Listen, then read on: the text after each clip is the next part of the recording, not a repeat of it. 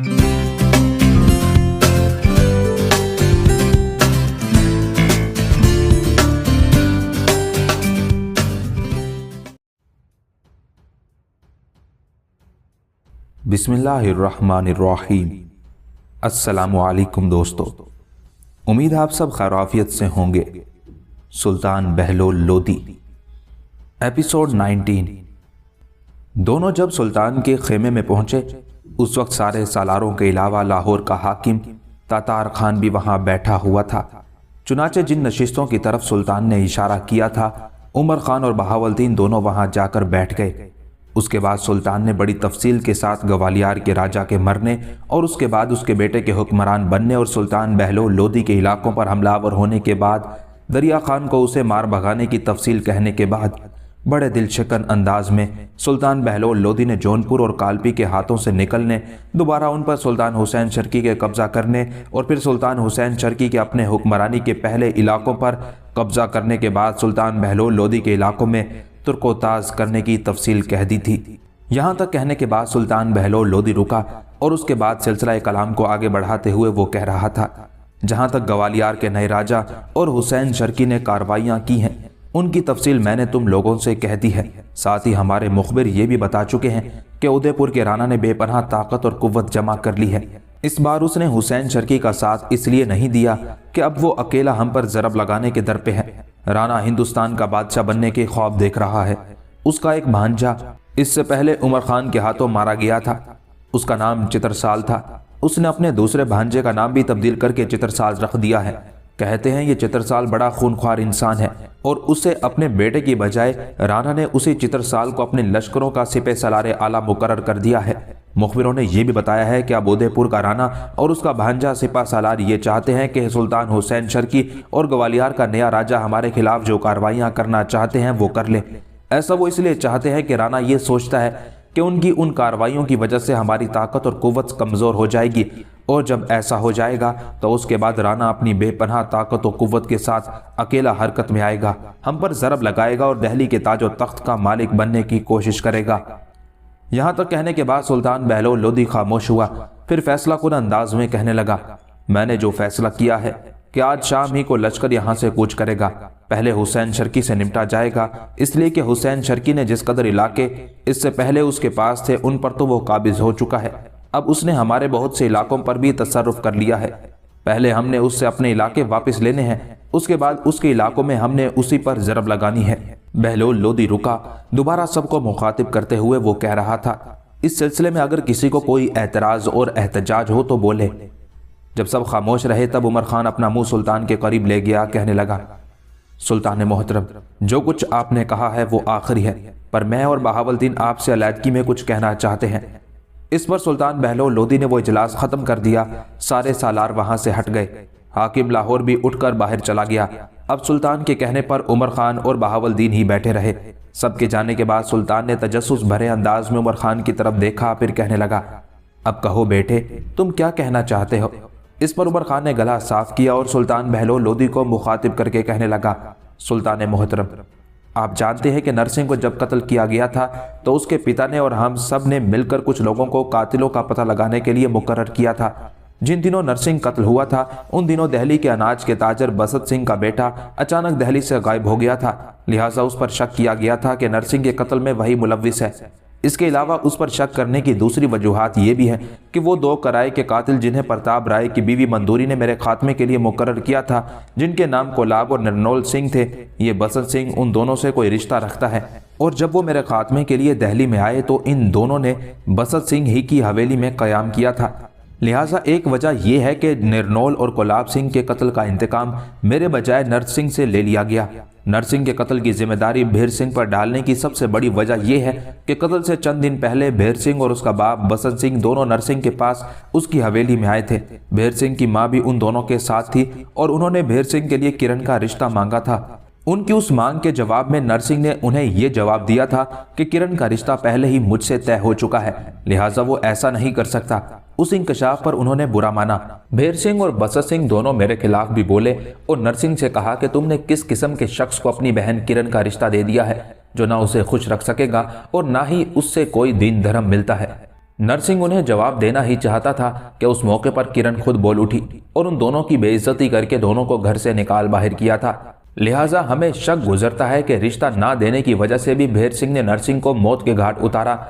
उस वक्त उस पर हमलावर हुआ जब वो अकेला घोड़ दौड़ के लिए निकला हुआ था और मैं और बहावलदीन एक मुहिम पर थे। यहाँ तक कहने के बाद उमर खान रुका। अपने सिलसिले कलाम को आगे बढ़ाता हुआ वो कह रहा था, सुल्तान मोहतरम, प्रताप राय ने अपने 2 खास आदमी कातिलों का पता लगाने के लिए मुकर्रर किए थे। चूंकि कत्ल का शुबा भेर सिंह पर किया गया था, लिहाजा वो लोग भेर सिंह की तलाश में लग गए। अभी थोड़ी देर पहले वही हरकारे और कासिद जिन्हें प्रताप राय ने नरसिंह के कातिलों को तलाश करने के लिए मुकर्रर किया था, वो मेरे पास आए हैं। मैंने उन्हें एक खेमे में ठहरा रखा है। उन्होंने इंकशाफ किया है कि भेर सिंह ने अपने कुछ मुसल्लह जवानों के साथ अजमेर में कयाम कर रखा है। लिहाजा इन हालात में सुल्तान मोहतरम, मैं चाहता हूं कि लश्कर के कूच करने से पहले मैं और बहावलदीन यहां से कूच कर जाएं। अजमेर में भेर सिंह और उसके मुसल्लह साथियों से निपटने के बाद हम दिल्ली पहुंचने से पहले पहले वापस लश्कर में शामिल हो जाएंगे।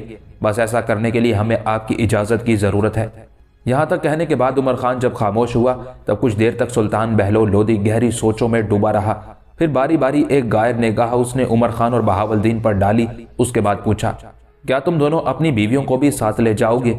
इस बात में गर्दन हिलाते हुए उमर खान कहने लगा, सुल्तान मोहतरम, पहले तो मैंने इरादा किया था कि मैं और बहावलदीन अकेले जाएंगे। हम दोनों की बीवियां लश्कर ही में रहेंगी और दिल्ली की तरफ कूच कर जाएंगी, लेकिन वो नहीं मानती। वो हमारे साथ जाने पर बजिद है, लिहाजा उन्हें अपने साथ ले जाना पड़ेगा। इस पर सुल्तान बहलोल लोदी अपना फैसला देते हुए कहने लगा, अगर ये बात है तो फिर तुम और बहावलदीन भी नहीं जाओगे, तुम्हारे साथ। सुल्तान मजीद कुछ कहना चाहता था कि बीच में उमर खान बोल उठा, कहने लगा, सुल्तान मोहतरम, अगर आप ये कहना चाहते हैं कि मैं अली खान और मुबारिस खान को भी अपने साथ ले जाऊं तो मेरा दिल ऐसा करने को नहीं मानता, इसलिए कि उनकी आपको लश्कर में जरूरत महसूस होगी। जवाब में सुल्तान मुस्कुराया और कहने लगा, नहीं, ऐसी बात नहीं है। अली खान और मुबारिस खान को तुम्हारे जाने के बाद मैं अपने पास ही रखूंगा। देखो, बसंत सिंह के बेटे ने अगर नरसिंह को कत्ल किया है तो वो इस काबिल है कि उसे इबरतनाक मौत मारा जाए, और अगर उसने अजमेर में हवेली लेकर कयाम किया हुआ है तो फिर वो अकेला नहीं है, उसके साथ मुसल्लह जवान भी होंगे, इसलिए कि बसंत सिंह और भेर सिंह दोनों बाप बेटे के पास दौलत की कमी नहीं है। इस बिना पर तुम्हारे साथ कुछ मुसल्लह लश्करी भी जाएंगे जो तुम्हारे साथ मिलकर इस मुहिम को कामयाब बनाएंगे। ऐसा करो, तुम दोनों अपने खेमों में जाओ, अपनी तैयारी करो। जो लश्कर अमूमन तुम्हारी कमानदारी में रहता है उसमें से मैं कुछ जवानों को तुम्हारे साथ जाने के लिए तैयार रहने का हुक्म देता हूँ। जब तक तुम दोनों अपनी बीवियों के साथ तैयार होगे उस वक्त तक वो भी तैयार हो जाएंगे। इसके बाद तुम फिलफोर यहाँ से कूच कर जाना और अजमेर में भेर सिंह से निपटने के बाद मेरे बेटे वक्त ज़ाया किए बगैर तुम दोनों लश्कर में आ मिलना, इसलिए कि सुल्तान हुसैन शर्की से निपटने के लिए मैं तुम्हारी सबसे ज़्यादा ज़रूरत महसूस करूंगा। सुल्तान के उन अल्फाज पर उमर खान और बहावलदीन दोनों खुश हो गए थे। दोनों ने सुल्तान का शुक्रिया अदा किया और वहां से निकल गए थे। अपने अपने खेमे में गए। बड़ी तेजी से उन्होंने किरण और कंपल के साथ अपनी तैयारी को आखिरी शक्ल दी। उस वक्त तक सुल्तान बहलोल लोदी ने उसके साथ भेजने के लिए कुछ मुसल्लह जवान भी तैयार कर दिए थे। यूं एक छोटे से काफिले की सूरत में उमर खान, बहावलदीन, किरण और कंपल लाहौर शहर से अजमेर की तरफ कूच कर गए थे। जहां तक अजमेर के महल्ले वकू और उसके तारीखी पस मंजर का ताल्लुक है तो ये शहर 1100 ईस्वी में आबाद हुआ। 1192 में मोहम्मद गोरी ने इसे फतह किया और 1195 में कुतुबुद्दीन ऐबक ने इसे अपनी सल्तनत में शामिल कर लिया। 1398 से ये शहर राजपूतों के कब्जे में रहा और 1455 से 1531 तक मालवा के सलातीन के कब्जे में चला गया। जब मुगलों का दौर आया तो अकबर ने इब्तदा ही में इस शहर को अपनी सल्तनत में शामिल कर लिया। अकबर अक्सर व बेशतर अजमेर जाता रहता था। 1721 में इस पर राजपूतों ने दोबारा कब्जा कर लिया। बाद अज़ां ये शहर मराठों के कब्जे में चला गया, जिन्होंने 1818 में इसे अंग्रेजों के हवाले कर दिया। यहाँ ख्वाजा मोइनुद्दीन चिश्ती रहमतुल्लाह अलैह का मज़ार भी है, जो 1455 में सलातीन मालवा ने तामीर कराया था। बाद अज़ां अकबर और शाहजहां ने मजीद तामीरात की। खुसूसन अजमेर की 2 मस्जिदें मुगलिया दौर की बेहतरीन यादगार हैं। अजमेर में तामीर की जाने वाली इमारतें हिंदुआना तर्ज पर तामीर शुदा हैं। मोरखीन लिखते हैं कि इसमें एक चकोर सहन है जिसके चारों तरफ हिंदवानी तर्ज की मुसक्कफ गुलाम गर्दिशें हैं। चारों कोनों पर सितारों की शक्ल के 4 बुर्ज हैं। एक बुर्ज 448 फुट लंबा और 40 फुट चौड़ा सतूनदार दलान है। ये 8 हिस्सों पर मुनकसिम है। इस पर 5 कतारों में सतून है। एक सम दीवार है जिसमें 7 महराबें हैं। दरमियानी महराब बड़ी है और उसमें 2 मीनार हैं। अजमेर की दीगर तारीखी इमारतों में से एक अकबर का किलाबंद महल है, दूसरा जहांगीर का बनाया हुआ एक बाग और तीसरा शाहजहां का तामीर करदा पुश्ता है। ज्यादातर इमारतें हिंदुआना तर्ज तामीर का नमूना और मंजर पेश करती हैं। تاہم کئی عمارتیں اسلامی ہندی امتزاج کی بہترین مثال بھی ہیں۔ بازار سیدھے اور کشادہ ہیں۔ شہر سے کچھ فاصلے پر ایک چھوٹی سی جھیل بھی تھی جو اپنی مثال آپ تھی۔ اجمیر شہر میں داخل ہونے کے بعد دونوں ہرکاروں اور قاصدوں کی رہنمائی میں عمر خان، بہاولدین، کرن، کمپل اور مسلح جوان ایک محلے کی طرف گئے اور ایک حویلی سے ذرا فاصلے پر دونوں ہرکاریں رک گئے۔ ان دونوں کے رکنے پر باقی سب لوگ بھی اپنے گھوڑوں کی باگیں کھینچتے ہوئے رک گئے۔ پھر عمر خان نے ان دونوں قاصدوں کو مخاطب کر کے پوچھا، تم دونوں یہاں رک کیوں گئے ہو؟ کیا آگے کوئی خطرے کی بات ہے یا کوئی اور وجہ اور علت ہے؟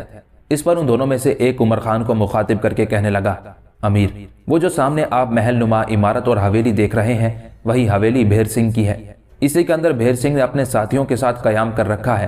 ہرکارہ جب رکا تب اپنے مسلح جوانوں کی طرف دیکھتے ہوئے عمر خان کہنے لگا، میں اور بہاولدین آگے رہیں گے، دروازے پر دستک میں دوں گا، ہم دونوں کے پیچھے تم رہو گے اور تم سب کے پیچھے ہم دونوں کی بیویاں ہوں گی، ہرکارے بھی ہم دونوں کے ساتھ رہیں گے۔ جب میں اور بہاولدین حویلی میں داخل ہوں گے تو تم سب ہمارے پیچھے پیچھے آنا اور تمہارے پیچھے ہم دونوں کی بیویاں اور ہرکارے بھی حویلی میں داخل ہوں گے۔ میں پہلے بھیر سنگھ کا پوچھوں گا۔ بھیر سنگھ مجھے اور بہاولدین کو یقیناً نہیں جانتا ہوگا، اگر جانتا بھی ہوگا تو کوئی بات نہیں، اسے ہم دیوان خانے میں کسی انتہائی اہم موضوع پر گفتگو کرنے کے لیے بلائیں گے۔ یقیناً اس کے ساتھ اس کے مسلح جوان بھی آئیں گے، لہٰذا ان سب کو تم اپنی گرفت میں رکھنا۔ ہم دیوان خانے میں ہی بھیر سنگھ سے بات کریں گے، دونوں ہرکارے اور ہم دونوں کی بیویاں بھی دیوان خانے میں بیٹھ جائیں گی، گھوڑے باہر صحن ہی میں کھڑے رہنے دینا۔ اس کے بعد ہم اپنے کام کی تکمیل کرنے کے بعد یہاں سے چلتے بنیں گے، قیام نہیں کریں گے۔ سارے مسلح جوانوں نے عمر خان کی اس تجویز سے اتفاق کیا تھا، چنانچہ آگے بڑھے، اس حویلی کے سامنے جا کر رکے جس کی طرف ایک ہرکارے نے اشارہ کیا تھا۔ اس کے بعد عمر خان اور بہاولدین گھوڑوں سے اترے، ان کے پیچھے پیچھے سارے مسلح جوان بھی اپنے گھوڑوں سے اتر گئے تھے۔ پھر ہرکاروں کو مخاطب کر کے عمر خان کہنے لگا، جب حویلی کا دروازہ کھلے تو تم میرے ساتھیوں کے گھوڑوں کو ہانکتے ہوئے صحن میں لے آنا۔ چنانچہ دوسری بار عمر خان نے دستک دی، اس پر دروازے کا پٹ تھوڑا سا کھلا اور دروازے پر اتنے لوگوں کو دیکھتے ہوئے گھبراہٹ میں کہنے لگا، تم لوگ کون ہو اور کیوں اس حویلی پر دستک دی ہے اور کیا چاہتے ہو؟ اس پر غصے کی حالت میں عمر خان اسے مخاطب کر کے کہنے لگا، کیا عورتوں کی طرح تھوڑا سا پٹ کھول کر اور اپنے آپ کو پردے میں رکھتے ہوئے اور سر باہر نکالتے ہوئے پوچھ رہے ہو کہ ہمارے آنے کا مقصد کیا ہے؟ پیچھے ہٹو۔ اس کے ساتھ ہی عمر خان نے دروازے کو ایسی زوردار پاؤں کی ٹھوکر ماری کہ دروازہ کھل گیا اور دروازہ کھولنے والا ایک طرف گر گیا۔ اس پر عمر خان اور بہاولدین اندر داخل ہوئے، ان کے پیچھے پیچھے سارے مسلح جوان اور بعد میں ہرکارے سارے گھوڑوں کو ہانکتے ہوئے حویلی میں داخل ہو گئے تھے۔ ان کے پیچھے ہی پیچھے کرن اور کمپل بھی حویلی میں داخل ہوئی تھی۔ دروازہ کھولنے والا جو زمین پر گرا تھا اٹھ کھڑا ہوا اور اتنے لوگوں کو حویلی میں داخل ہوتے دیکھ کر بڑا پریشان اور حیرت زدہ تھا۔ اچانک حویلی کے اندر سے کسی کی زوردار کڑکتی ہوئی آواز سنائی دی، کون ہے؟ اس پر عمر خان نے دروازہ کھولنے والے کو کان سے پکڑا اور کہنے لگا، جاؤ اندر جا کر بھیر سنگھ سے کہنا کہ اس کے ملنے والے آئے ہوئے ہیں، لہٰذا وہ ہم سے دیوان خانے میں آ کر ملے۔ پھر اچانک عمر خان کو کوئی خیال گزرا اور کہنے لگا، سن، کیا حویلی میں داخل ہونے اور نکلنے کا اس پھاٹک کے علاوہ کوئی اور بھی راستہ ہے؟ اس نے جب نفی میں گردن ہلائی تب عمر خان کہنے لگا، اگر یہ بات ہے تو جاؤ بھیر سنگھ کو بلا کر لاؤ۔ وہ شخص لرزتا کانپتا آگے بڑھا تھا۔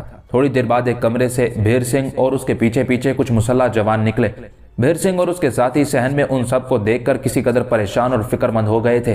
اس پر عمر خان انہیں مخاطب کر کے کہنے لگا، تمہیں پریشان اور فکر مند ہونے کی ضرورت نہیں ہے، ہم ایک انتہائی اہم کام کے سلسلے میں بھیر سنگھ سے ملنا چاہتے ہیں۔ اس موقع پر کرن اور کمپل دونوں اپنے چہروں پر نقاب ڈالے ہوئے تھی۔ کرن اپنے گھوڑے سے اتر کر عمر خان کے قریب آن کھڑی ہوئی تھی، لہٰذا عمر خان نے اس سے سرگوشی کی، کرن ذرا یہ تو کہو ان میں بھیر سنگھ کون ہے؟ اس پر کرن کہنے لگی، سب سے آگے جو دائیں جانب ہے یہی بھیر سنگھ ہے۔ کرن کے ان الفاظ کے جواب میں ہلکا سا تبسم عمر خان کے چہرے پر نمودار ہوا۔ پھر بھیر سنگھ کی طرف اشارہ کرتے ہوئے کہنے لگا، بھیر سنگھ اپنے ساتھیوں کو یہیں رہنے دو، تم ذرا دیوان خانے میں آؤ، تمہارے ساتھ ایک انتہائی اہم موضوع پر گفتگو کرنا چاہتا ہوں۔ جواب میں بھیر سنگھ اپنا ہاتھ اپنی تلوار کے دستے پر لے گیا اور کہنے لگا، اگر میں تمہارے کہنے پر دیوان خانے میں نہ آؤں تب؟ پھر یہ بھی سن رکھو کہ ہم تمہارے غلام نہیں ہیں، اور یہ بتاؤ کہ تم ہو کون؟ اور یہ جو تمہارے ساتھی اپنے ہاتھ اپنی تلواروں کی طرف لے گئے ہیں تو یاد رکھنا میں اور میرے ساتھی اس قابل ہیں کہ تلواروں کی طرف بڑھنے والے ان ہاتھوں کو کاٹ کر رکھ دے۔ اس موقع پر ہلکا سا تبسم عمر خان کے چہرے پر نمودار ہوا اور کہنے لگا، تم ایسے بلوان بھی نہیں ہو کہ کسی کے ذوق نمو کو بے اثر زندگی کے حصار اور کرب کی دھوپ سے دوچار کر دو، ایسے بھی طاقتور نہیں ہو کہ دوسرے کی آنکھوں میں المناک آندھیاں، دل میں خوف کے ریگزاروں، نبض کی تاریکیوں میں آرزوؤں کے سرسام بھر دو۔ یہاں تک کہنے کے بعد عمر خان کو رک جانا پڑا۔ اس لیے کہ بے پناہ غصے اور غضبناکی کا اظہار کرتے ہوئے بھیر سنگھ بول اٹھا تھا، جو کچھ تم نے کہا ہے درست ہے اور تمہارا اندازہ ٹھیک ہے۔ اگر تم ہم سے ٹکرانے آئے ہو تو یاد رکھنا ایسی صورت میں یوں سمجھو کہ تم طوفانوں سے لڑنے، بجلیوں سے کھیلنے اور رات کا سامنا کرنے کے لیے آئے ہو، موت کی تمازت کرب کے تلاطم میں ڈوبنے کا عزم لے آئے ہو۔ ایسا کرو گے تو یاد رکھنا بنجر دل، بے چہرگی، رگوں پہ میں گھستی قضا کا شکار ہو جاؤ گے۔ یہ تمہارے جتنے ساتھی اس وقت تمہارے ساتھ ہیں سب خستہ روحوں کی آہوزاری، اداس رتوں کی ہچکیوں، درد کی اندھی مسافتوں کی طرح بلبلاتے پھریں گے۔ کوئی ان کی مدد اور اعانت کرنے والا نہیں ہوگا۔ سنانے والے میں نہیں جانتا تو کون ہے، لیکن میں تجھ پر اپنا اور اپنے ساتھیوں کا تعارف کراؤں کہ ہم وقت کی دوربین نگاہوں میں بے مندمل زخم دینے والے لوگ ہیں، اپنے دشمنوں، اپنے مخالفوں کو لمحوں کی زنجیروں میں محصور کر کے ان کے دل کو شکن شکن، جبیں کو خون آلود کر دیتے ہیں۔ بھیر سنگھ جب خاموش ہوا تب پھر ہلکا سا کہا عمر خان نے لگایا، کہنے لگا، بھیر سنگھ یہ بھی تو نے خوب کہی۔ سن انسانی دلوں پر وسوسوں کے جال بننے والے، جب تو یہ جانے گا ہم کون ہیں تو یقیناً تو خوف و کرب کا اسیر، سرکتی سرسراتی اذیتوں کا شکار ہو جائے گا۔ تیرا اطمینان، تیری آسودگی جاتی رہے گی، تجھے کالا بخار چڑھ جائے گا، اپنا تشخص، اپنے وجود کو بھی بھول جائے گا، اور جب ہم سے ٹکرانے کی حماقت کر بیٹھے گا تو یاد رکھنا ہم تو لمحوں کے اندر تجھے بے نیاز مرگ کا اسیر بنا دیں گے۔ تیری آنکھیں جو اس وقت شعلہ فشاں ہو رہی ہیں بے نور کر دیں گے، تیری جرت مندی جو اس وقت تجھے کہکشاں لگتی ہے ظلمتوں میں ڈوب جائے گی، تیری خود اعتمادی تیرے دل کی لو اور قہرمانی کے اندھیروں میں ڈوب جائے گی، تیرے سارے حوصلے غموں کے طوفانوں میں غرق ہو جائیں گے۔ یہاں تک کہنے کے بعد عمر خان رکا، دوبارہ پہلے کی نسبت زیادہ غضبناک لہجے میں بھیر سنگھ کو مخاطب کر کے کہنے لگا، بھیر سنگھ سیدھی طرح میرا کہا مانو اور دیوان خانے میں آؤ، اکیلے آؤ، میں انتہائی اہم موضوع پر تم سے گفتگو کرنا چاہتا ہوں۔ اور اگر عمر خان ابھی یہیں تک کہنے پایا تھا کہ بھیر سنگھ نے ایک جھٹکے کے ساتھ اپنی تلوار بے نیام کی۔ اس کے ایسا کرنے پر اس کے سارے ساتھیوں نے بھی تلواریں بے نیام کر لی تھی۔ اس پر عمر خان، بہاول دین اور ان کے سارے ساتھی بھی اپنی تلواروں پر گرفت مضبوط کر چکے تھے۔ پھر اپنے قریب کھڑی کرن کو مخاطب کرتے ہوئے عمر خان کہنے لگا، کرن تھوڑی دیر کے لیے اپنے چہرے سے نقاب ہٹاؤ۔ عمر خان کا کہا مانتے ہوئے کرن فوراً حرکت میں آئی اور اپنے چہرے سے اس نے نقاب ہٹا دیا۔ اس کا نقاب ہٹانا تھا کہ بھیر سنگھ کی نگاہیں اس کے چہرے پر جم کر رہ گئی تھی۔ جستجو، تجسس اور عجیب سی فکر کا شکار ہو گیا تھا۔ عین اسی لمحے عمر خان کی کھولتی ہوئی آواز اس کی سماعت سے ٹکرائی تھی، بھیر سنگھ تم اس لڑکی کو جانتے ہو؟ اس لڑکی کا نام کرن ہے اور یہ مالوا کے سابق راجہ پرتاپ رائے کی بیٹی ہے۔ میں اس کا شوہر اور یہ میری بیوی ہے۔ میرا نام عمر خان ہے۔ میرے خیال میں دہلی میں تم نے سلطان بہلول لودھی کے سالار کی حیثیت سے عمر خان کو اگر دیکھا نہیں تو اس کا نام ضرور سنا ہوگا۔ عمر خان کا نام سن کر بھیر سنگھ اور اس کے ساتھیوں کے پاؤں تلے سے زمین کھسکنے لگی تھی۔ رنگ ان کا پیلا ہو گیا تھا، یہاں تک کہ عمر خان کی کھولتی ہوئی آواز پھر ان کی سماعت سے ٹکرائی۔ میرے پاس اتنا وقت نہیں ہے کہ تمہیں دوں بھیر سنگھ، میں آخری بار تم سے کہتا ہوں کہ اپنی تلوار پھینک کر فی الفور دیوان خانے میں آؤ۔ میرے ساتھ یہ میرا ساتھی بہاول دین کھڑا ہے، میری بات ختم ہونے کے بعد یہ گنتی شروع کرے گا۔ اس کے 3 گننے سے پہلے اگر تم اپنی تلوار پھینک کر دیوان خانے کی طرف نہ آئے تو یاد رکھنا ہم کھڑے ہی کھڑے تمہیں اور تمہارے ان سارے ساتھیوں کی گردنیں کاٹ کر یہاں سے چلتے بنیں گے۔ یاد رکھنا اگر تو یہ خیال کرتا ہے کہ تو ہمارا مقابلہ کرے گا تو یہ تیری حماقت اور تیری لافزنی سے کچھ زیادہ نہ ہوگا۔ بھیر سنگھ جس قدر اپنے ساتھی اپنے پیچھے لیے تو کھڑا ہے ان کے لیے تو میں اور میرا یہ ساتھی بہاول دین ہی کافی ہیں۔ بہاول دین کے گنتی گننے کی نوبت ہی نہ آئی، بھیر سنگھ نے فوراً اپنی تلوار زمین پر پھینک دی۔ اس کی طرف دیکھتے ہوئے اس کے ساتھی بھی اپنی تلواریں پھینک چکے تھے۔ عمر خان کے ساتھیوں نے آگے بڑھ کر سب کی تلواروں پر قبضہ کر لیا تھا اور ان سب کو اپنے حصار میں لے لیا تھا۔ اس موقع پر دیوان خانے کی طرف جانے کے لیے بھیر سنگھ جب آگے بڑھا تو عمر خان مسکرایا۔ بھیر سنگھ کو اس نے دیوان خانے میں نہیں جانے دیا، دروازے کے قریب ہی پکڑ لیا، دایاں ہاتھ اس کے گریبان پر لے جاتے ہوئے اسے زمین سے اٹھا لیا، پھر ہولناک انداز میں اسے مخاطب کر کے کہنے لگا، قبل اس کے کہ میں تمہیں ذلت آمیز موت ماروں یہ بتا تو نے نرسنگ کو کیوں موت کے گھاٹ اتارا؟ جھوٹ بولو گے تو ایسی موت ماروں گا کہ سسکتے رہو گے، تڑپتے رہو گے، تمہاری جان نہیں نکلے گی۔ سچ بولنا ورنہ یہیں کھڑے کھڑے کا آہستہ آہستہ حلقوم کاٹنا شروع کر دوں گا۔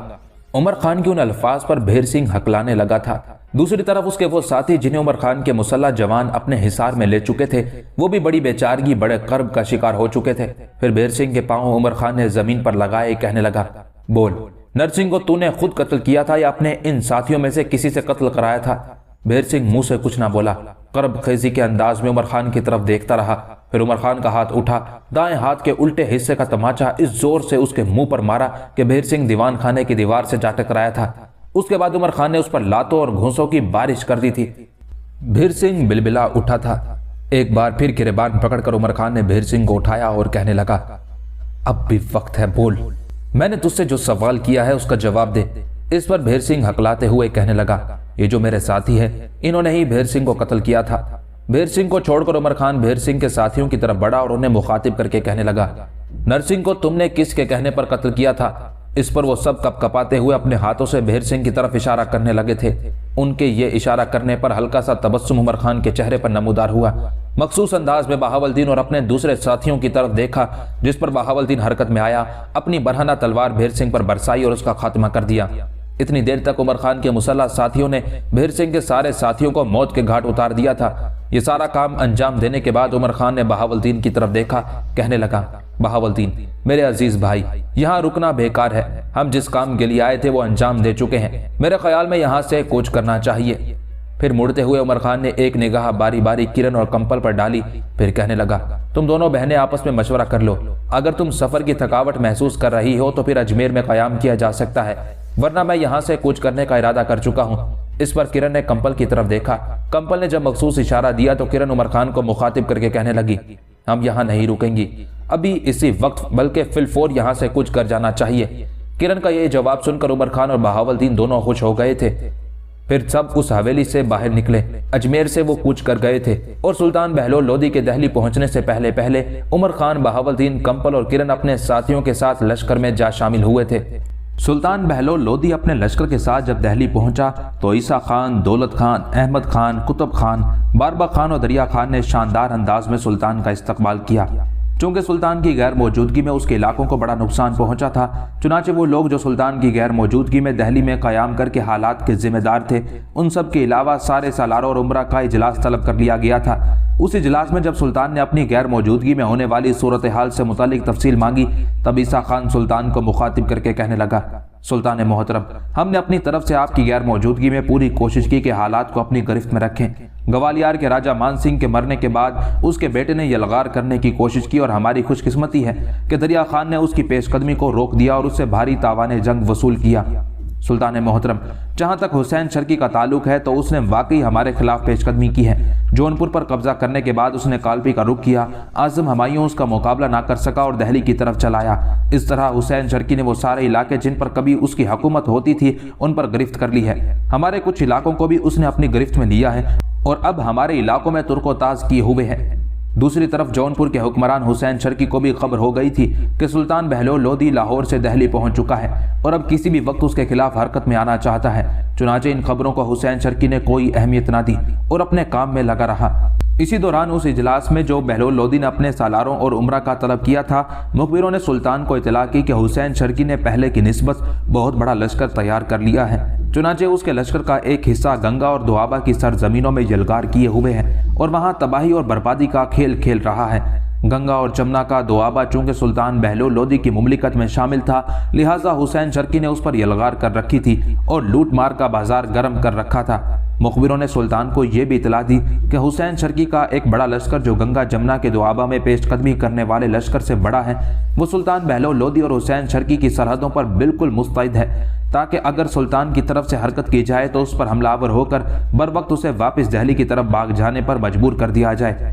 سارے احوال جاننے کے بعد کچھ دیر تک سلطان بہلول لودھی کرم علی خان، عیسیٰ خان، عمر خان، بہاولدین، مبارز خان، علی خان، قطب خان اور دیگر سالاروں اور عمرہ کے ساتھ مشورہ کرتا رہا۔ اس کے بعد سب کو مخاطب کر کے کہنے لگا، اس سے پہلے جو خبریں ہمارے طلایہ گروں نے دی ہیں ان کو سامنے رکھتے ہوئے اور بعد میں اپنے سارے سالاروں سے مشورہ کیے جانے کے نتیجے میں نے ایک لائحہ عمل تیار کیا ہے۔ جس قدر لشکر اس وقت ہمارے پاس ہے اسے 4 حصوں میں تقسیم کیا جائے گا۔ ان 4 حصوں میں سے ایک دہلی میں رکھا جائے گا۔ عیسیٰ خان اس لشکر کی کمانداری کرے گا اور عیسیٰ خان کی مدد کے لیے دریا خان بھی شہر میں رہے گا۔ دوسرا لشکر گنگا جمنا کے دوآبہ کی طرف روانہ کیا جائے گا، جہاں حسین شرکی کا ایک لشکر تباہی اور بربادی کا کھیل کھیل رہا ہے۔ اس لشکر میں بڑے سالاروں میں سے قطب خان، احمد خان، دولت خان اور باربک خان رہیں گے۔ یہاں میں یہ بھی کہتا چلوں کہ گنگا جمنا کے دوآبہ سے حسین شرکی کے لشکر کو نکالنا اتنا آسان نہیں، اس لیے ایک تو اس کا کافی بڑا لشکر اپنی کارروائیوں میں مصروف ہے، ساتھ ہی وہ مقامی لوگوں کو بھی ہمارے خلاف بھڑکائے ہوئے ہیں۔ چنانچہ جو لشکر گنگا جمنا کے دوآبہ کی طرف جائے گا اس کے لیے میں نے یہ منصوبہ بندی کی ہے کہ ان کے پاس 30,000 کا ایک لشکر ہوگا۔ 30,000 کا یہ لشکر دریائے جمنا کو پار کرنے کے بعد مزید 2 حصوں میں تقسیم ہو جائے گا۔ ایک حصہ قطب خان اور احمد خان کے پاس رہے گا اور وہ کسی مناسب جگہ گھات لگا لیں گے، جبکہ باقی 15,000 کے لشکر کے ساتھ دولت خان اور باربک خان دونوں گنگا جمنا کے دوآبہ میں حسین شرکی کے لشکر پر ضرب لگائیں گے۔ کچھ دیر تک ڈٹ کر اس لشکر کا مقابلہ کرتے رہیں، اس کے بعد پیچھے ہٹنا شروع کر دیں۔ پیچھے ہٹتے ہٹتے یہ جب وہاں پہنچے جہاں قطب خان اور احمد خان نے گھات لگا رکھی ہوگی اور ان کے پاس بھی 15,000 کا لشکر ہوگا، چنانچہ گھات میں بیٹھا وہ لشکر حرکت میں آئے گا۔ قطب خان اور احمد خان کی سرکردگی میں وہ بھی حسین شرکی کے لشکر پر حملہ ور ہوگا۔ اس طرح مجھے امید ہے کہ گنگا جمنا کے دوآبہ سے ہم حسین شرکی کو نکال باہر کرنے میں کامیاب ہو جائیں گے اور گنگا جمنا کے دوآبہ پر دوبارہ ہمارا قبضہ ہو جائے گا۔ لشکر کا تیسرا حصہ عمر خان کی کمانداری میں ہوگا۔ حسب سابق بہاولدین، مبارز خان اور علی خان اس کے ساتھ رہیں گے۔ عمر خان کی کمانداری میں کام کرنے والا یہ لشکر حسین شرکی کے اس لشکر سے ٹکرائے گا جو اس وقت ہماری سرحدوں پر پڑاؤ کیے ہوئے ہے اور کبھی کبھی حرکت میں آتے ہوئے ہمارے علاقوں میں یلغار بھی کر لیتا ہے۔ گنگا جمنا میں حسین شرکی کا لشکر جو کارروائیاں کر رہا ہے، وہ لشکر جس کی طرف عمر خان نے جانا ہے وہ گنگا جمنا والے لشکر سے بڑا ہے، اور مجھے امید ہے کہ عمر خان اپنے ساتھی سالاروں اور اپنے لشکریوں کے ساتھ ماضی کی طرح حسین شرکی کے اس لشکر کو بھی شکست دینے میں کامیاب ہو جائے گا۔ چوتھا لشکر میری اور کرم علی خان کی کمانداری میں ہوگا۔ ہم قریب ہی رہیں گے۔ اگر گنگا جمنا کے دوآبہ میں کام کرنے والے ہمارے لشکر کو کامیابیاں حاصل ہوئی اور عمر خان کی طرف سے ہمیں کوئی دقت کا سامنا کرنا پڑا تو پھر میں اور کرم علی خان اپنے لشکر کے ساتھ عمر خان کی مدد پر کمر بستہ ہو جائیں گے۔ اب صورتحال یہ ہوگی کہ دہلی کی حفاظت عیسیٰ خان اور دریا خان کریں گے۔ گنگا جمنا کے دوآبہ میں جو دشمن کا لشکر ترک و تاز کیے ہوئے ہے اس کا سامنا باربک خان، قطب خان، احمد خان اور دولت خان کریں گے، اور انہوں نے سلطان شرکی کے لشکر سے کس طرح نمٹنا ہے اس کی تفصیل بھی میں نے اسے بتا دی ہے۔ چوتھا لشکر میرے پاس ہوگا اور میں گنگا جمنا کے دوآبہ میں یا عمر خان کے ساتھ ٹکرانے والے حسین شرکی کے لشکر کے خلاف جس سمت بھی میرے لشکر میں کمزوری کے آثار دکھائی دیے ادھر ہی میں اپنے لشکر کی مدد کے لیے پہنچ جاؤں گا۔ یہاں تک کہنے کے بعد سلطان بہلول لودھی خاموش ہوا، پھر سارے سالاروں کو مخاطب کر کے کہنے لگا، میں نے جو کچھ کہنا تھا کہہ چکا۔ اب تم لوگوں میں سے میری اس تجویز کے خلاف اگر کوئی احتجاج، کوئی اعتراض رکھتا ہو تو کہے تاکہ اسے رفع کیا جا سکے۔ کسی نے بھی کوئی اعتراض اور احتجاج نہ کیا اور سلطان کی اس تجویز کو احسن قرار دیا، لہٰذا سارے لشکر کے 4 حصے کر دیے گئے تھے۔ ایک حصہ دہلی میں رکھا تاکہ شہر کی حفاظت کی جائے۔ عیسیٰ خان اور دریا خان اور بہلول لودھی نے اپنے پوتے اعظم ہمایوں کو وہاں رکھا اور انہیں سختی کے ساتھ یہ احکام جاری کیے کہ ان کی غیر موجودگی میں اگر کوئی دہلی پر یلغار کرے تو پہلا کام یہ کہ شہر کا دفاع بہترین انداز میں کرنا ہے، دوسرا یہ کہ بروقت سلطان کو اطلاع کرنی ہے۔ اس کے بعد باقی 3 لشکر اپنی اپنی منزل، اپنے اپنے ہدف کی طرف کوچ کر گئے تھے۔ مورخین لکھتے ہیں کہ گنگا جمنا کے دوآبہ میں حسین شرکی کا 30,000 کا لشکر اس کے بھتیجے جلال خان کی کمانداری میں اپنی کارروائیوں میں مصروف تھا۔ دوسری طرف قطب خان، دولت خان، احمد خان اور باربک خان بھی سلطان بہلول لودھی کی تجویز کے مطابق حرکت میں آئے۔ ان کے پاس بھی 30,000 کا لشکر تھا، چنانچہ لشکر کو انہوں نے 2 حصوں میں تقسیم کر دیا۔ 15,000 کا ایک لشکر احمد خان اور باربک خان کی کمانداری میں ایک مناسب جگہ گھات میں بٹھا دیا گیا تھا، جبکہ باقی 15,000 کے لشکر کے ساتھ قطب خان اور دولت خان حسین شرکی کے بھتیجے جلال خان کا مقابلہ کرنے کے لیے آگے بڑھے تھے۔ دولت خان اور قطب خان جب 15,000 کا لشکر لے کر حسین شرکی کے 30,000 کے لشکر کے سامنے گئے جس کی کمانداری اس کا بھتیجا جلال خان کر رہا تھا، تو 15,000 کے اس لشکر کو دیکھتے ہوئے جلال خان ہی نہیں اس کے تحت کام کرنے والے لشکریوں اور سالاروں نے بھی بڑی خوشی کا اظہار کیا تھا۔ وہ اس بات پر مطمئن تھے کہ ان کے پاس تو 30,000 کا لشکر ہے، جبکہ بہلول لودھی کا 15,000 کا لشکر ہے جسے وہ بہت جلد مار بھگائیں گے۔ چنانچہ اسی خیال کو سامنے رکھتے ہوئے حسین شرکی کا بھتیجا حرکت میں آیا اور اس نے بہلول لودھی کے لشکر پر حملہ آور ہونے میں پہل کرنے کا ارادہ کر لیا تھا۔ یہ ارادہ کرنے کے بعد جلال خان نے اپنے لشکر کو بے کران شب کے اندھیشوں میں قیامت خیز دوراہوں سے اٹھ کر عذاب لمحوں کی گہری گھٹائیں پھیلاتی بربادیوں کی ان گنت کہانیوں، تڑپتے سسکتے سایوں اور موت کے کنووں کی داستانوں کی طرح آگے بڑھایا۔ اس کے بعد وہ دولت خان اور قطب خان کے لشکر پر اداسی اور تھکن میں بھٹکتی نارسائیوں میں خواہشوں کے ان گنت رت جگہوں کو برباد کرتے عذابوں، सजाओं के किस्सों, हवाओं की तबाहकारी को गले लगाते मफाद और हिर्स की तूफानी होलनाक करिश्मा साजियों और गुनाहों और रुसवाइयों की आवाज़ों में तहजीब की उरियानियों, शबखून की गुनाहगारियों, सलीब के हल्का दाम और सुलगते फाकों की तरह हमलावर हो गया था। जलाल खान के साथ ही साथ दौलत खान और कुतुब खान ने भी अपने काम की इब्तदा की। जवाबी कार्रवाई करते हुए वो भी जलाल खान के लश्कर पर एहसास की सोलियां, जहर भरी चश्मे तासुब, तमन्नाओं के सैराब, दुखों के पाताल बनाते, गज़ब आलूद झगड़ों के जोश, गुनाहों और तबाही के फैसले करती, गमों की यलगार, इब्तलाओं की कसक, सोग की आँच, ज़ंदान की दास्तानों, कड़वी कसीली रुतों की अलम नसीबी में हालात जहर आलूद करने वालों के खिलाफ वो मौत की खुली आगोश की तरह हमलावर हो गए थे। दौलत खान और कुतुब खान ने जलाल खान से आधा लश्कर रखने के बावजूद हिम्मत नहीं हारी, बल्कि जवाबी कार्रवाई करते हुए वो भी इंसानियत को उरियां करने वालों के खिलाफ कुदरत के कहर, जुरतमंदी के मोहकम बुर्ज, फतहमंदी के बगोलों की तरह ज़रबे लगाने लगे थे। दोनों लश्कर गंगा जमुना के दुआबा में एक दूसरे से बुरी तरह टकराए। तासुब की लहरें, बदी की बेईमा फितना गरी उठ खड़ी हुई थी। सदफ, गोरे, लाल, मरजान जैसे लश्करी अपनी जानों से हाथ धोने लगे थे। कज़ा इधर उधर भागते हुए सब पत्थर जज्बे मुंजमिद करने लगी थी। सांसों की खुशबू गुलाबी, सांसों की महक खून खून होने लगी थी। दौलत खान और कुतुब खान थोड़ी देर तक अपने 15,000 के लश्कर के साथ जलाल खान के 30,000 के लश्कर का बड़ी जवामर्दी और हिम्मत से मुकाबला करते रहे। उसके बाद उन्होंने अपनी उसी तजवीज़, अपने उसी मंसूबे पर अमल करने की इब्तिदा कर दी थी जो पहले से उनके लिए सुल्तान बहलौल लोदी ने तजवीज़ कर रखा था। चुनाचे दौलत खान और कुतुब खान आहिस्ता आहिस्ता अपने लश्कर को पीछे हटाने लगे। कुतुब खान और दौलत खान ने जब उल्टे पाँव हटना शुरू किया तो उनके इस तरह हटने से जलाल खान की खुशी की कोई इंतहा न थी। वो यही ख्याल करने लगा था कि दौलत खान और कुतुब खान उसके और उसके लश्करियों के बोझ और दबाव को बर्दाश्त नहीं कर सके और पसपा होने लगे हैं। उसने ये भी सोचा अगर आगे बढ़ते हुए वो अपने हमलों में मजीद तेजी और शिद्दत पैदा कर दे तो फिर वो बहुत जल्द कुतुब खान और दरिया खान दोनों को जिल्लत में शिकस्त उठाकर भागने पर मजबूर कर देगा। अपने उन्हीं ख्यालात, अपने उन्हीं इरादों को सामने रखते हुए जलाल खान ने अपने पूरे लश्कर और सालारों के साथ एक तरह से दौलत खान और कुतुब खान पर अपना दबाव बढ़ाना शुरू कर दिया था। जबकि दौलत खान और कुतुब खान उल्टे पांव पीछे हटते हुए, पसपा होते हुए जलाल खान और उसके लश्करियों और सालारों को मौत की मंडी की तरफ ले जाने लगे थे।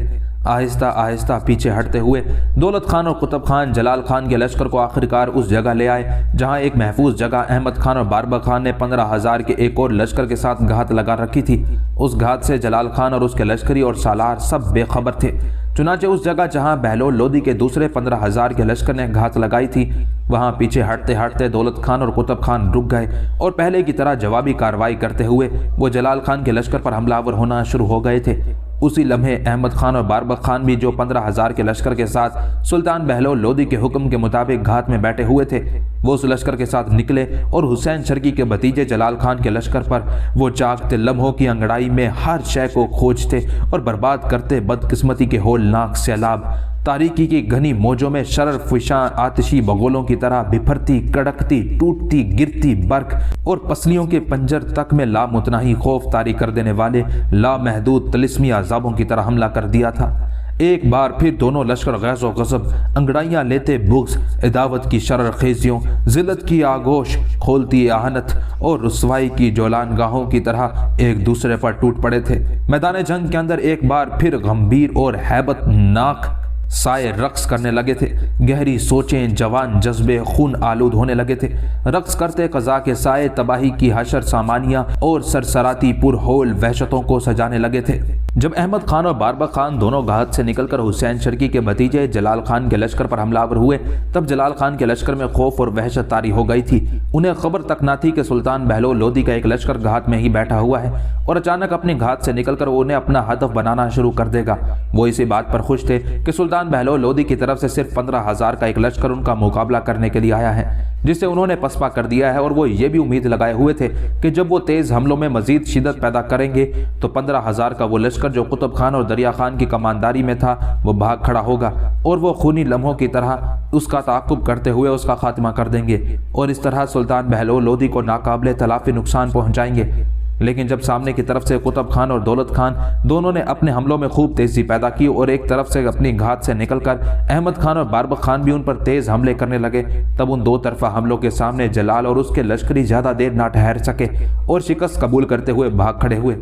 لہٰذا دولت خان، قطب خان، احمد خان اور باربک خان چاروں نے بھاگتے لشکر کا قضا کے کھولتے لمحوں، خونی ساعتوں کی یورش، برہنہ اور برہم آگ کے شعلوں، مرگ کے تند طوفانوں اور سیال آتش کے سیل کی طرح تعاقب شروع کر دیا تھا، اور اس تعاقب کے دوران جلال خان کے لشکر کی تعداد کافی کم ہو گئی تھی۔ چنانچہ بچے کچے شکست خوردہ لشکر کو لے کر جلال خان اس طرف بھاگا تھا جہاں اپنی اور سلطان بہلول لودھی کی سرحدوں پر خود حسین شرکی اپنے نامور سالاروں کے ساتھ ایک بہت بڑے لشکر کے ساتھ پڑاؤ کیے ہوئے تھا۔ دوسری طرف عمر خان اور بہاولدین علی خان اور مبارز خان اپنے حصے کے لشکر کو لے کر بڑی تیزی اور برق رفتاری سے حسین شرکی کے لشکر کی طرف بڑھے تھے۔ لشکر کے تیسرے حصے کے ساتھ خود سلطان بہلول لودھی اور کرملی خان اس کے پیچھے پیچھے تھے۔ دراصل سلطان بہلول لودھی اور کرملی خان دونوں نے گنگا جمنا کے دوآبہ اور اپنی سرحدوں کی طرف اپنے مخبر پھیلا دیے تھے اور انہیں یہ احکامات جاری کر دیے تھے کہ جہاں کہیں بھی ان کے لشکر کے اندر کمزوری کے آثار پیدا ہوں انہیں فی الفور اطلاع کی جائے۔ بہلول لودھی اور کرملی خان چاہتے تھے کہ اگر گنگا جمنا کے دوآبہ میں جلال خان کے سامنے دولت خان، قطب خان، احمد خان اور باربک خان کو پسپائی اختیار کرنی پڑی تو وہ فوراً ان کی مدد کو پہنچے اور اپنی کامیابی کو یقینی بنائے، اور اگر سرحدی علاقوں میں سلطان حسین شرکی کے مقابلے میں عمر خان دبتا دکھائی دے تو پھر اس کی مدد کو بھی پہنچ جائیں۔ یوں سلطان بہلول لودھی اور کرملی خان بھی سرحدوں کے قریب ہی تھے۔ دوسری طرف حسین شرکی کو بھی خبر ہو گئی تھی کہ بہلول لودھی کا سالار عمر خان ایک لشکر کے ساتھ اس پر ضرب لگانے کے لیے آ رہا ہے۔ چنانچہ اپنے سالاروں کے ساتھ اس نے مشورہ کر لیا تھا کہ جو ہی عمر خان اپنے لشکر کے ساتھ اس کے سامنے آئے گا وہ اس پر حملہ آور ہو جائے گا۔ عمر خان کو بھی مخبر اطلاع دے چکے تھے کہ جو ہی وہ سرحدی علاقے میں جونپور کے حکمران سلطان حسین شرکی کے سامنے جائے گا وہ اپنے لشکر کے ساتھ اس پر حملہ آور ہو جائے گا۔ یہ اطلاع ملنے کے بعد عمر خان بھی سنبھل گیا تھا۔ لشکر کے اندر جو عورتیں تھیں انہیں اپنے پیچھے آنے والے لشکر کی طرف بھیج دیا جس کی کمانداری خود سلطان بہلول لودھی اور کرملی خان کر رہے تھے، جبکہ خود عمر خان اپنے تینوں ساتھی سالاروں کے ساتھ بڑی تیزی سے سلطان حسین شرکی سے ٹکرانے کے لیے آگے بڑھا تھا۔ سلطان حسین شرکی کے حوصلے بڑے جوان اور بڑے ہوئے تھے، اس لیے کہ سلطان بہلول لودھی کے پنجاب کی طرف جانے کے بعد اس نے اپنی طاقت اور قوت میں خوب اضافہ کیا تھا۔ جونپور جو اس سے چھن چکا تھا وہ اس نے واپس لے لیا تھا۔ سلطان بہلول لودھی کا پوتا اعظم ہمایوں جو جنگ کا بہترین تجربہ رکھتا تھا، جسے سلطان بہلول لودھی نے کالپی کا حکمران بنایا تھا، حسین شرکی اس پر بھی حملہ آور ہو کر اسے بھی دہلی کی طرف مار بھگانے میں کامیاب ہو گیا تھا، اور اس طرح پہ در پہ کامیابیاں حاصل کرتے ہوئے حسین شرکی نے نہ صرف اپنے سارے علاقوں پر قبضہ کر لیا تھا بلکہ ان فتوحات کی وجہ سے اس کے ہی نہیں اس کے لشکریوں اور سالاروں کے حوصلے بھی بلند ہو گئے تھے۔ چنانچہ جب عمر خان اس کے لشکر کے قریب آتا دکھائی دیا تب سلطان حسین شرکی نے اپنے لشکر کو پاؤں کے آبلے، تشنگی کا کرب، درد کی فصیلیں، دکھ بھرے موسم کھڑے کرتے تکبیر کے ہولناک عذابوں، خوف و ہراس، شرمندگی اور رسوائی کو گلے کا توق بناتے مجروح کرتے تیز بگولوں کی طرح آگے بڑھایا۔ اس کے بعد وہ عمر خان کے لشکر پر موسموں کی گہری گرد میں کرب بھری داستان رقم کرتے، قضا کے ارتعاش کے کمالات، گلستانوں کو خاک، بستیوں کو بے رونق کرتی بھڑکتی آتش کے جوالا اور اندھے سرابوں کے لا انتہا سلسلوں کی طرح حملہ آور ہو گیا تھا۔ چونکہ عمر خان کو بھی اس کے مخبر صورتحال سے آگاہ کر چکے تھے، لہٰذا اس نے بھی بڑی جرأت مندی سے کام لیا۔ اپنے لشکر کو اس نے بھی نزدیک جا کر روکا، چند بار تکبیریں بلند کی، لشکریوں کا حوصلہ بڑھایا۔ اس کے بعد وہ بھی پیچ و تاب کھاتے اضطراب میں گردش دوراں کے تیور بدل دینے والے، ابلتے کھولتے ہزاروں طوفانوں، خواہشوں کے بگولوں کو ریزہ ریزہ، خواب لمحوں کو کرچی کرچی، خوف بھرے عذابوں کی لا انتہا خونخواری اور موت کے اندھیروں میں پھیلتی روشنی لہو کی گردش میں زہریلی لہروں کی طرح آگے بڑھایا۔ اس کے بعد وہ بھی حسین شرکی کے لشکر پر شر کے سرد خانوں میں رگ رگ میں تلاتم رقصاں کرتی دہکتی موجوں کے تند ریلوں، تاریخ کے گہرے سایوں میں موت کی دھول اڑا دینے والے لاووں کی طرح حملہ آور ہوا تھا۔ عمر خان، بہاولدین علی خان اور مبارز خان کے حملہ آور ہونے میں ایسی جاں بازی تھی کہ تیگ پناہ مانگے، ایسی شورش کے جبر اپنی تنظیم فراموش کر بیٹھے، ایسی روانی تھی کہ ساگر اپنی روانی بھول جائے۔ شروع ہی میں عمر خان اور اس کے ساتھیوں نے آنکھوں کو کھیرا کر دینے والے غبار، پاؤں میں نا امیدیاں باندھتے سرابوں اور آکاش کے تیور بگاڑ دینے والے دشت عقوبت کی طرح سلطان حسین کے لشکر پر حاوی ہونا شروع کر دیا تھا۔ عمر خان اور اس کے ساتھیوں کے ان تیز اور جان لیوا حملوں کے باعث حسین شرکی کے لشکر میں دلوں کی فضاؤں میں جان سوز کراہیں، جرتوں کے بادبانوں میں قسمتوں کے پیالوں کا زہر اور امیدوں کے ساحلوں کو ناکامی کے پتھریلے رن پٹ میں تبدیل کرنا شروع کر دیا تھا۔ میدان جنگ میں چمکتی اٹھتی گرتی تلواروں، قیامت کا سوز اور شور برپا کرتی کھنکتی ڈالوں اور لچکدار نیزوں نے خونخوار درندگی کا سا ذوق جنگ آوری کھڑا کر دیا تھا۔ حسین شرکی کی بدقسمتی کہ وہ زیادہ دیر عمر خان اور اس کے ساتھیوں کا مقابلہ نہ کر سکا۔ بہت جلد اس کے لشکر کی حالت پریشان آوازوں، بے ہنگم صداؤں، نفس کی بھوک، قلب کی جو رنج و غم کے خلیانوں اور بہکتے ابلیسی ارادوں سے بھی زیادہ بری ہونا شروع ہو گئی تھی، یہاں تک کہ اس نے شکست اٹھائی اور بھاگ کھڑا ہوا۔ عمر خان نے حسین شرکی کا تعاقب نہیں کیا، بلکہ آگے بڑھ کر اس کے پڑاؤ کی ہر شے پر اس نے قبضہ کر لیا تھا۔ جس طرح دوآبا کے علاقوں میں حسین شرکی کا بھتیجا شکست اٹھا کر جونپور کی طرف بھاگا تھا، اسی طرح حسین شرکی بھی اپنے شکست خوردہ لشکر کو لے کر جونپور کی طرف بھاگ گیا تھا۔ سلطان بہلول لودھی اور کرم علی خان کو سب سے پہلے دوآبا کے میدانوں میں قطب خان اور اس کے ساتھیوں کی فتح اور حسین شرکی کے بھتیجے جلال خان کی شکست کی خبر ملی۔ یہ خبر سن کر سلطان بہلول لودھی اور کرم علی خان بے حد خوش ہوئے۔ چنانچہ وہ حرکت میں آئے اور اس سمت بڑھے تھے جس سمت عمر خان اور اس کے ساتھی سالاروں نے حسین شرکی سے ٹکرانا تھا۔ ابھی وہ اس میدان جنگ سے دور ہی تھے جہاں عمر خان حسین شرکی سے ٹکرایا تھا کہ دونوں کو مخبروں نے عمر خان اور اس کے ساتھیوں کی فتح مندی کی خبر سنائی۔ یہ خبر سن کر بہلول لودھی اور کرم علی خان کی خوشیوں کی کوئی انتہا نہ تھی اور انہوں نے اپنے آگے بڑھنے کی رفتار پہلے سے کہیں تیز کر دی تھی۔ جس وقت بہلول لودھی اور کرم علی خان اس جگہ پہنچے جہاں عمر خان اور اس کے ساتھیوں نے حسین شرکی کو بدترین شکست دی تھی، اس وقت تک عمر خان حسین شرکی کے پڑاؤ کی ہر چیز کو سمیٹ چکا تھا۔ وہاں پہنچ کر بہلول لودھی کے لشکر میں جو عورتیں تھیں وہ فتح مندی کے دلکش گیت گانے لگی تھی۔ اس موقع پر عمر خان، بہاولدین، علی خان اور مبارز خان اپنے ساتھی سالاروں کے ساتھ حرکت میں آئے اور آگے بڑھ کر انہوں نے شاندار انداز میں سلطان بہلول لودھی اور کرم علی خان کا استقبال کیا۔ اپنے گھوڑے سے اتر کر بہلول لودھی، کرم علی خان اور دوسرے سالار باری باری عمر خان، بہاولدین اور علی خان سے بے پناہ خوشی کا اظہار کرتے ہوئے گلے ملے۔ اس کے بعد بہلول لودھی کچھ دیر تک توصیفی انداز میں عمر خان کی طرف دیکھتا رہا، پھر انتہائی شفقت اور محبت میں وہ عمر خان کو مخاطب کر کے کہہ رہا تھا: عمر خان میرے عزیز، میں سمندر کے سینے کو موجزن کرتے تیرے کمال فن، شعلہ فشاں لہروں کسی تیری محکم جرت مندی، دشت کے ذرے ذرے میں طوفان کھڑے کرتے تیرے عظیم اعتماد، دریاؤں کے قطرے قطرے کو بھنور بھنور کرتے تیرے لازوال ایمانی جذبوں، زمین کی رگ رگ میں ہیجان برپا کرتی تلخ لہجے سی تیری شجاعت کو سلام پیش کرتا ہوں۔ تو جیسے جوان ہی دشمن کے ہنر، سحر سامری، طلسم بدخواہ، ماضی کی آرزوؤں اور ابلیس کی نفرت کو رونتے ہوئے نکل جاتے ہیں، تو جیسے جوان ہی اپنی جرت مندی اور اپنے اوصاف اور ہنر مندی سے فنا کے آنچلوں پر بھی کھڑے ہو کر اپنے لہو کو فروزہ کر کے وفا کے خونی راستوں کی مانگ پوری کر جاتے ہیں۔ عمر خان، یہ حسین شرکی ہمارے لیے حال اور مستقبل کا خونی آہنگ، قلب کی شعلہ فشانی، بے کراں بے پایا دشت عقوبت ثابت ہونا چاہتا تھا، لیکن تو نے کیا خوب جوہرے بے مثال کی طرح ابھرنے والے فرزند جلیل اور مہربان زلزلوں کی دمک، بجلیوں کی کڑک اور برق کی طرح حرکت کرتے آندھیوں کی طرح اس پر وارد ہو کر اس کے ذوق جنگ آوری کو منجمد کر دیا۔ عمر خان، تیرے اور تیرے ساتھیوں جیسے جوان ہی آفاق کی وسعتوں پر محیط ہو کر برق کے چمکتے عصا کی طرح جسموں کو تار تار کرتے نزا کے عکس کھڑے کر دیتے ہیں۔